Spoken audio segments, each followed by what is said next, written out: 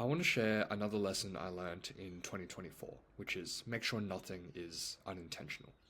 And the reason I say this is because I realize at the highest level of confidence, so talking to professional CEOs and just, very just switched on people, I realized that nothing is unintentional.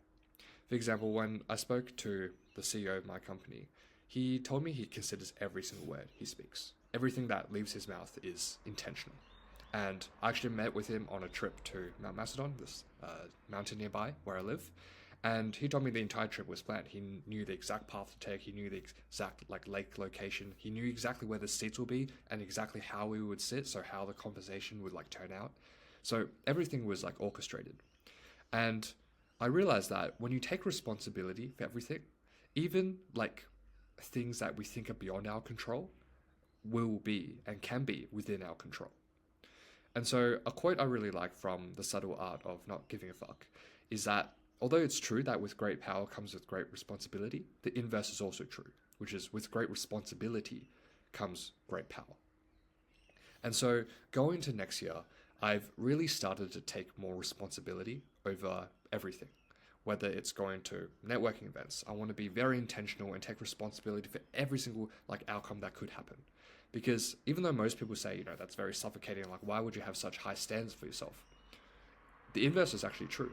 I find it much more liberating because I know that whether the outcome is good or whether the outcome is bad, it's all because of me.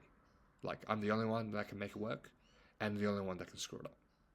And that does give me an immense amount of empowerment because I know that if I want to get to where I want to in life and make the most out of dropping out of university and taking the gap year, I need to make sure that I'm considering all the variables involved and then taking responsibility over all those variables.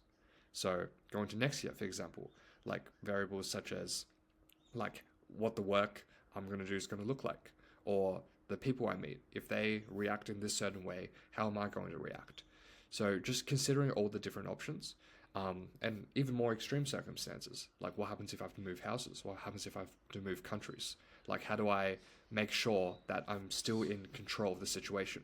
And obviously, ultimately, there's only so much you can do, but that's the point.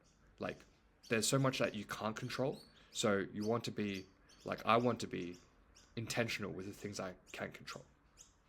And so going to next year, to become the best version of myself, I really need to make sure that nothing is unintentional and I need to put careful thought in everything I do. And so the purpose of me recording this is for me to look back at this video from a year's time to see if I achieve this. So, hold me accountable in the comments below. And yeah, curious to hear your thoughts. I'm kind of just taking these videos as almost a form of journaling, just to hold myself accountable and make sure that I'm actually actioning on the advice that I've given myself. Because one of the biggest flaws I've had, and still a flaw, is that I would say a lot of things, but I will never do them.